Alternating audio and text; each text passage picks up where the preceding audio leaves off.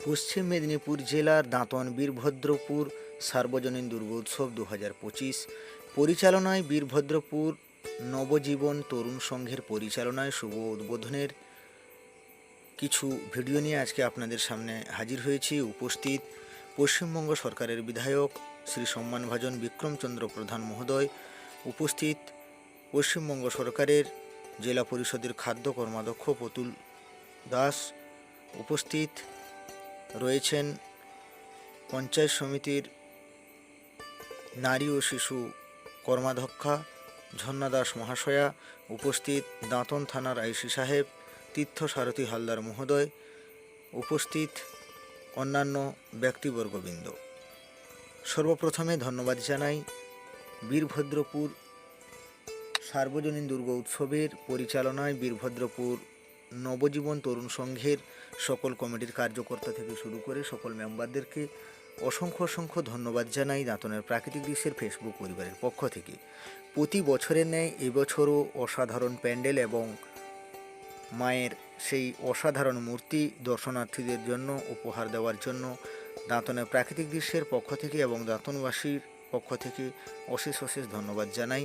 আজকের এই সুন্দর অনুষ্ঠানে যে কার্যকলাপ আপনারা ভিডিওর মাধ্যমে দেখতে থাকুন, আজ চলছে সেই নৃত্যানুষ্ঠানের মাধ্যমে আজকে সেই শুভ উদ্ঘাটন এবং চলছে সঙ্গীত অনুষ্ঠানের মাধ্যমে আজকে সেই পশ্চিম মেদিনীপুর জেলার দাঁতন বীরভদ্রপুর দুর্গা উৎসব সার্বজনীন ও পরিচালনায় বীরভদ্রপুর নবজীবন তরুণ সংঘের পরিচালনায় আজকের মহাসপ্তমী তিথি বীরভদ্রপুর সর্বজনীন দুর্গোৎসব কমিটির তাদের উদ্যোগে এবং ব্যবস্থাপনায়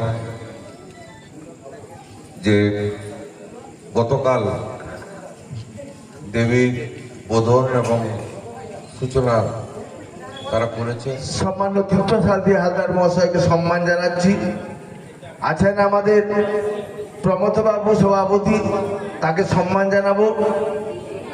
জানাবো আমাদের নারী শিশু কল্যাণ দপ্তরের কর্মাধ্যক্ষ দাঁতন এক পঞ্চায়েত সমিতি ঝর্ণা। সপ্তমী সন্ধ্যায় বীরভদ্রপুর সর্বজনীন দুর্গা উৎসবে উপস্থিত আছেন এই সভার সভাপতি মাননীয় প্রমোদ বেরা মহাশয় এবং উপস্থিত ছিলেন আমাদের এলাকার বিধায়ক বিক্রমচন্দ্র প্রধান, উপস্থিত ছিলেন আমাদের বিধায়ক বিক্রমচন্দ্র প্রধান মহাশয়, উপস্থিত ছিলেন পশ্চিম মেদিনীপুর জেলা পরিষদের কর্মাধ্যক্ষ মাননীয় পুতুল দাস মহাশয়।